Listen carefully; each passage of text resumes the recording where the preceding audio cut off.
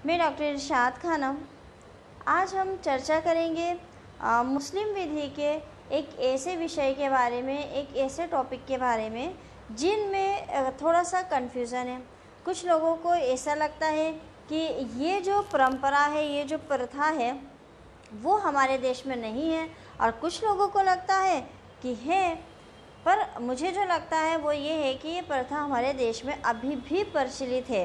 हालांकि इसको प्रतिबंध लगने की बात चल रही है, और वो है हलाला निकाह। हलाला निकाह के ऊपर मैं एक वीडियो डाल चुकी हूँ, अपलोड कर चुकी हूँ, लेकिन कुछ लोगों का ऐसा कहना था, मेरे खुद के कुछ दोस्त हैं जिनका ऐसा कहना था कि हलाला जैसी जो बात है, हलाला निकाह जो है वो हमारे देश में अब नहीं है।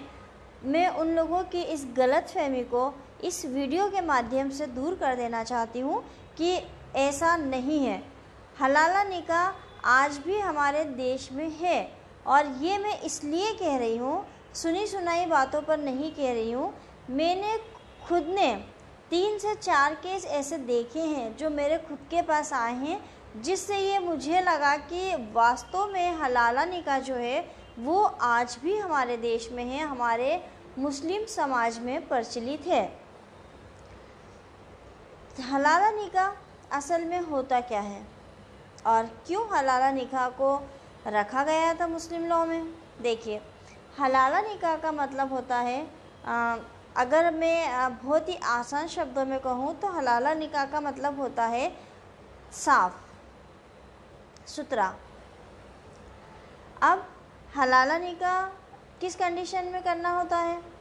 एक महिला है, उसको उसके पति ने तलाक दे दिया है किसी भी रीज़न से, चाहे आपस में लड़ाई झगड़ा हुआ हो, चाहे उसने किसी के कहने में आके दे दिया हो, चाहे उसने अपनी इच्छा से दिया हो। रीज़न मायने नहीं रखता है। इतना तो आप सब लोग जानते हैं, इतना लॉ आप पढ़ चुके हैं कि मुस्लिमों में तलाक हंसी मजाक में भी अगर कह दिया जाए तो हो जाता है। अब कोर्ट नहीं मान रही है, ये एक अलग मसला है। तो कि एनी रीज़न हस्बैंड ने वाइफ को डाइवोर्स दे दिया, अब 1 महीना, 2 महीना, 3 महीना, 10 दिन तो उसको इद्दत के बिताने ही है, तब तक तो वो पुनर्विवाह भी नहीं कर सकती है। इस दौरान में हस्बैंड को ये रियलाइज़ हुआ कि मैंने अपनी वाइफ को जो डाइवोर्स दिया है वो मुझे नहीं देना था, और मैं अपनी वाइफ के बगैर नहीं रह पाऊँगा, मुझे उसके साथ ही रहना है।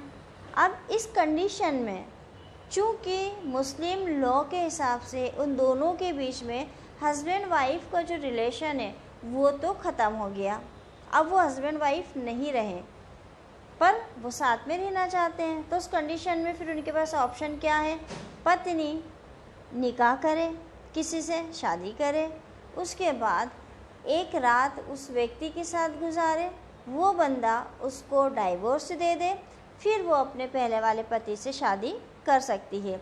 ये पूरी प्रोसेस जो है ये कहलाती है हलाला निकाह। अब क्या सोच के ये कॉन्सेप्ट मुस्लिम लॉ में रखा गया था? मतलब पत्नी को पति के साथ रहना है तलाक के बाद, तो पहले वो शादी करे, और ऐसे ही नहीं कि शादी करी और फिर उसने तलाक ले लिया और उसने अपने पहले वाले हस्बैंड से शादी कर ली। उसको बाकायदा उस व्यक्ति के साथ रिलेशन भी बनाने होंगे, और उसके बाद वो पति उसको तलाक देगा, फिर 3 महीने 10 दिन इद्दत की वो बिताएगी, फिर वो अपने पहले वाले हस्बैंड के साथ शादी कर सकती है। तो ये सारी प्रोसेस जो है वो हलाला निकाह की है। अब हलाला निकाह का कॉन्सेप्ट जो है वो क्यों रखा गया था? देखिए, एक आम हस्बैंड अपनी वाइफ को अगर कहीं लेकर जाता है और कोई उसको देखता है तो वो बर्दाश्त नहीं कर पाता है। तो एक पति अपनी पत्नी को तलाक दे रहा है, वो किसी के साथ रहकर आ रही है, फिर वो उससे मैरिज कर रहा है, तो ये पति के लिए एक पनिशमेंट की तरह था कि आपकी पत्नी जो है वो किसी के साथ रहकर आ रही है और फिर आप उसको दोबारा से अपना रहे हो, तो ये पति के लिए एक सज़ा थी। और ये कॉन्सेप्ट जो है उस समय इसलिए रखा गया था कि पति जो है वो तलाक भूलकर भी अपनी पत्नी को ना दे। अगर वो तलाक देने के पश्चात फिर से अपनी पत्नी के साथ रहना चाहता है तो उसको ये प्रोसेस करनी होगी। तो जो मेन उद्देश्य था हलाला रखने का वो यही था, पति को ये सबक सिखाने के लिए था कि तुम जो है अपनी पत्नी को तलाक ना दो। तलाक के ऊपर रोक लगाने के लिए, तलाक कितनी ख़राब चीज़ है इस बात को समझाने के लिए ये कॉन्सेप्ट रखा गया था। यहाँ मैं आपको एक बात और स्पष्ट कर दूँ, बहुत से लोगों को ऐसा लगता है कि मुस्लिम महिलाएं जो हैं वो बहुत पीड़ित महिलाएं हैं और उनसे ज़बरदस्ती हलाला कराया जाता है। तो ये बिल्कुल गलत है। किसी भी महिला से ज़बरदस्ती हलाला निकाह नहीं करवाया जाता है। महिला खुद चाहती है अपने पति के साथ रहना तो वो जो है हलाला निकाह को तैयार होती है। और महिला क्यों चाहेगी, प्रश्न ये भी उठता है, महिला क्यों चाहेगी कि वो अपने पति को वापस पाने के लिए पहले तो किसी के साथ रात गुजारे, फिर वो तलाक दे, फिर वो अपने पहले पति के पास आए।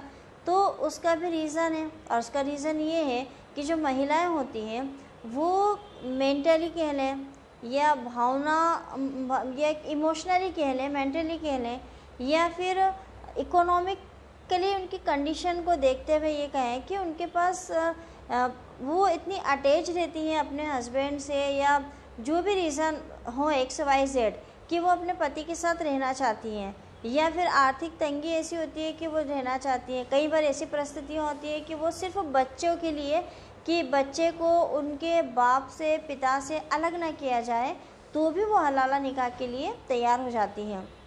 मैं आपको एक रियल किस्सा बताती हूँ, उससे आपको ये समझ में आ जाएगा। एक लड़की थी, उसके हस्बैंड ने उसको डाइवोर्स दिया। डाइवोर्स देने के बाद उसको लगा कि नहीं, हम लोगों को फिर से साथ में रहना है, और साथ में रहने के लिए अगर मुस्लिम धर्म के अनुसार बात करें तो हलाला। लड़के ने लड़की को ये कहा कि तुम हलाला निकाह कर लो। उसने सारी सेटिंग करी।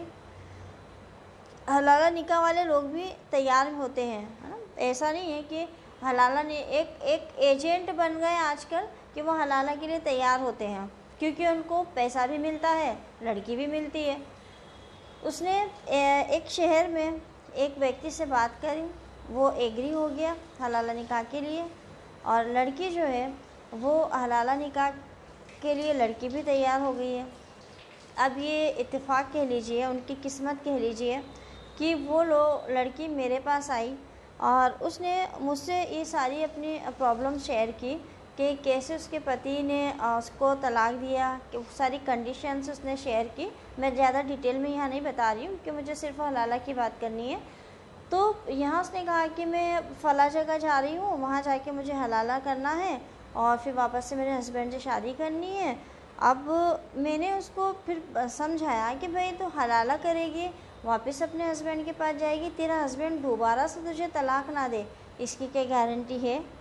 जिसके साथ तो हलाला कर रही है वो व्यक्ति ने अगर तुझे तलाक ना दिया तो उस कंडीशन में क्या करेगी। तो इससे बेटर ऑप्शन है कि कोर्ट जाओ, केस लगाओ, मेंटेनेंस का लगाओ, इस तलाक को खारिज करने के लिए कोर्ट में केस लगाओ, और उसके माध्यम से तुम अपनी फैमिली को वापस से बचाओ। उस लड़की को बात समझ में आ गई और उनका हलाला निकाह जो है वो कैंसिल हो गया। तो इसलिए जो लोग ये कहते हैं कि हलाला की प्रोसेस नहीं है, तो उन लोगों के लिए मैं बता रही हूँ कि आज भी हलाला की प्रोसेस हमारे यहाँ हो रही है, और हलाला करने वाले यानी कि निकाह करने वाला व्यक्ति भी मौजूद है, जो लड़के वहाँ से पैसे भी लेता है और दूसरे दिन ईमानदारी से लड़की को डाइवोर्स भी दे देता है और रिलेशन भी बना लेता है, मतलब उसको पैसा भी मिल रहा है, लड़की भी मिल रही है। तो ऐसे लोग भी मौजूद हैं। हलाले की उद्देश्य क्यों रखा गया था वो मैंने आपको बता दिया है कि एक ही उद्देश्य था, पति को सज़ा देने के लिए। कहीं पर भी लड़की के ऊपर ये प्रेशर नहीं होता है कि वो हलाला निकाह करे। लड़की अपनी इच्छा से हलाला निकाह करती है, क्योंकि उसकी अपनी कुछ मजबूरी होती है। अगर हलाला निकाह को आपको रोकना है तो ये कानून बनाकर, नियम बनाकर नहीं रुकेगा, बल्कि ये रुकेगा जागरूकता से। आप लोगों को जागरूक करिए, आप लोगों को बताएं कि हलाला निकाह जो हदीस में, जो इस्लाम धर्म में हलाला निकाह है, वैसा हलाला निकाह तो आप कर ही नहीं रहे हैं। इस्लाम ने, ये मुस्लिम विधि ने ये कभी भी नहीं कहा है कि इस तरीके से हलाला करिए। भाई मुस्लिम लॉ तो ये कहता है कि पति पत्नी का तलाक हो गया, तलाक होने के बाद पत्नी फ्री है दूसरी शादी करने के लिए, पत्नी ने दूसरी शादी कर ली है और किसी रीज़न से, ऐसा नहीं कि प्लानिंग करके, अगर प्लानिंग करके आप कर रहे हो तो वो मुस्लिम धर्म के हिसाब से हलाला नहीं हुआ है।